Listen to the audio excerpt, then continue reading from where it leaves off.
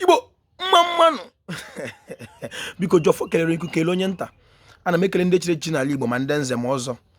Ana m ekele ndị dibịa na-agba aja ma ndị na-agba afa ma ndị mkpọrọgwụ ma mkpa akwụkwọ. Jọfọ si ihe onye chiri ya ezere. Biko ha m ikelekwa Igbo ma ndị nọ n'ụlọ ma ndị nọ na mba. Ọ ga-amanye Igbo la mma. Taa wee ka ukwu ga-eketara anyị ihe ọma na ndụ anyị. Ọ ga-ekepụ uchu kepụ ekwuru kepụ anyị ukwu. Ọfaịla agọkwa ụbọchị ụka arọ anyị pụta ihe ka nke ọjọọ sọrọla. Ọ ga-adịrị Igbo la mma. Ise. Biko Jọfọ ji ajụjụ bịa. Ọ ndị Igbo ka m na-ajụ. Mana ndị ga-aka enye m ọzịza ajụjụ a na-egbughị oge ya wụ ndị Ibeku nke dị na umuahia n'obodo nke Chineke.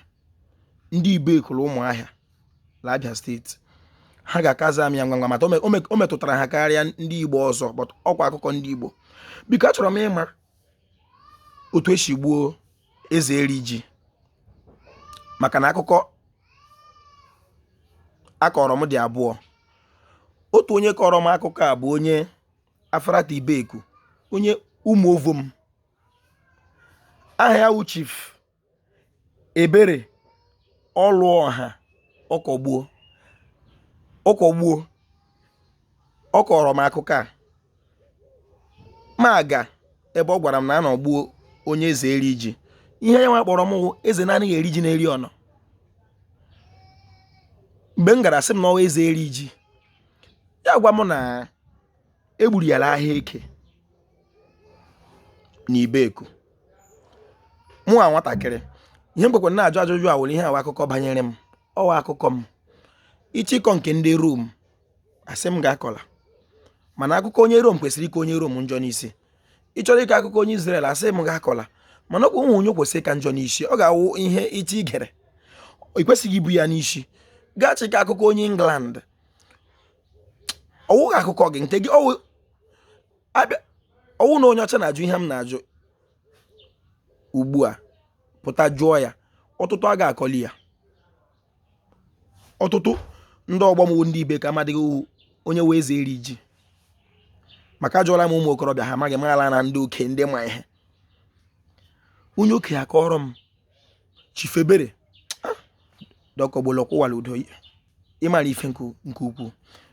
Ya kọchara m n'ọwụ mgbe nwa bekee iji omenala ha si bende bata Ibeku la nga mbụ wee rụsuru chọọchị. Ọ bụrụ na nna ya nyere so na ndị nwe ala onyewo.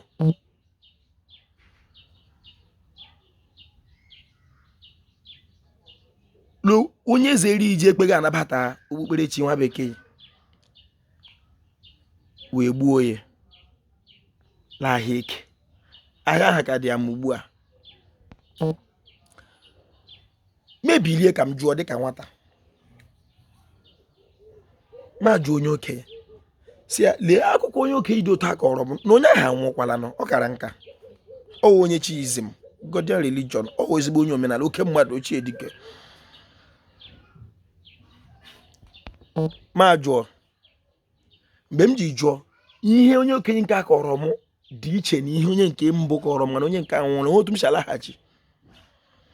Ya sị m na Eze Erigi wụ mgbe nwa bekee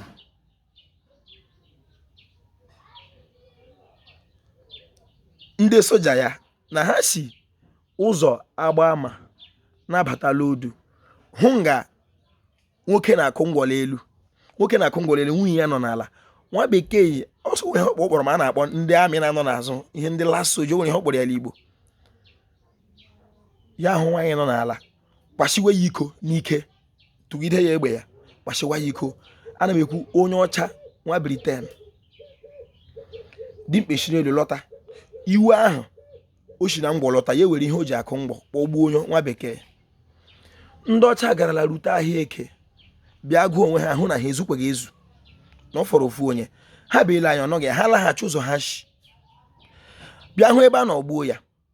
Ya ewute ha, maka na ndị a ụnụtụ ha si ele onwe ha anya ma ugbu a na ha wụ Chineke anyị.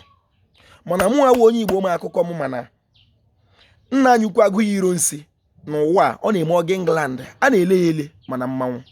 Nwa bekee lakwa eri ya ugwu. Mana anyị nwawo ndị Igbo ugbu a, unu lezie na anyị akọwala akụkọ ndị ọcha hapụ nke anyị.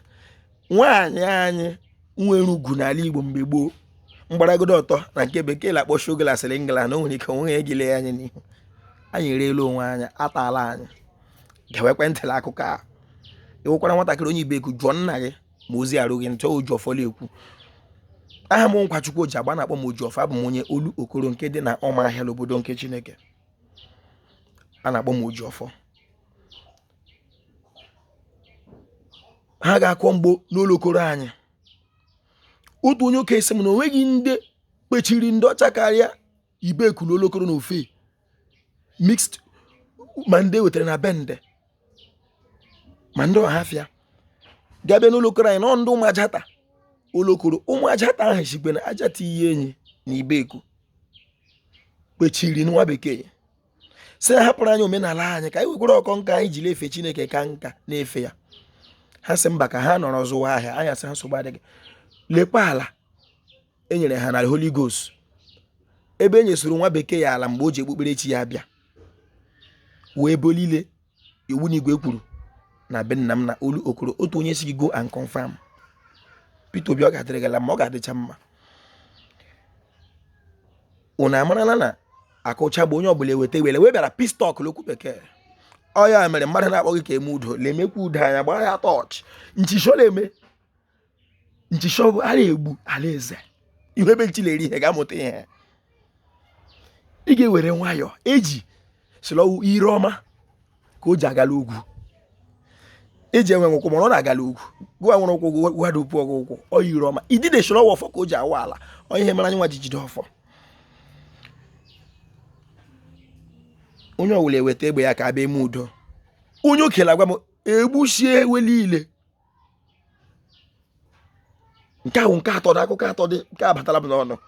Onye okenye nke abụọ m na-agwa gị m jụrụ na azụ eke ndị ebi nso n'ahịa ahụ ebe ahụ na ogbuo Eze Erigi onye kacha mara akụkọ ha a na-asị m na-eji ndụ ezelachi Ibeku Eze Erigi kwụ ụgwọ ọnwụ onye amị nwa bekee nnaja nwaanyị n'ike nwunye onye ọzọ mbụkwa na nsọ n'ala anyị ọ bụghị omenala anyị ọ bụghị iwu ala anyị a ma emebiere anyị ala dimkpa were iwe nke o ji wụrụ mmadụ onweghị onye ọ ga-awụ ekwere ya gbuo ezelachi Ibeku ọ na-ewute m ọwa akụkọ m iburu onye Ibeku na-anụ olu onye Ojiọfọ iburu onye Ibeku na-anụ olu Ojiọfọ n'ụbọchị nke taa bụ eke ị nwere ọzịza zaa m gaburu onye Igbo ajụjụ a dị mkpa jụọ nke gị ka m achọ ihe gbasara ya zise kesa ma tụsa ka ihe dịrị Igbo la mma biko ha ma ikele ndị m nakwanyere ugwu n'ala Igbo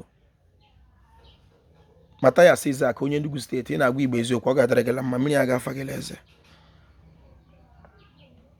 Mike Ejeagha ochie dike ndụ ga-adị gị Chineke nne kekere ụwa ebe ndụ dị gị ruo ugbu a n'ọnwa gawa ọ wụrụ ma Chineke ị ga-emere ya Ojiọfọ dịka m si na-arịọ kwa ụbọchị gara emere m ya mee ka nna anyị Mike Ejeagha nweta onwe ya ka ọ kụtụrụ anyị gwa wụrụ ole na ole ka ọ tụtụkwuoro m ilu maka ọwụ dịkpa o nwere ihe ndọrọ mụtakwara ebe ahụ ọ na-anọ maka na ọ sị na Mike si anyị na ụwa mgbede ka mma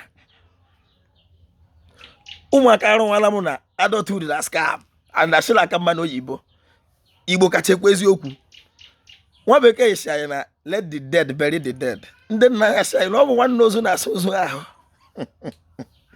nwa bekee si anyị ego ihe niile ndị nna ya si anyị owolowasị ihe ndị ka ego ruchara 10 or 8 ihe m na-adrọpụ 6 ma 4 ka m jiri tụkwa maka mgbọrọgwụ ka dibịa jaka dibịa ndụ ka ego nwa ka ego ụmụ karọba ọ nọ na be nna m ezi aha ka ego onye nwere mmadụ ka onye nwere ego ole ka m sara m chọrọ ka ọ gbabagide dị a sị m na ọ ga-adịrị Igbo la ma obi kuba na nwere mmanya rụrụ m na-aṅụtụ maka emere ka anyị mara na ị na-agụ akwụkwọ gara amata ihe ọ na-eme ṅụtụ mmanya adịtụ ha ya obere ma agụtụ akwụkwọ ma dị highly educated ọ ga-adịrị gala ma iwe onye ọba ịwụ ga ya gaziri gị Igbo mma mmanụ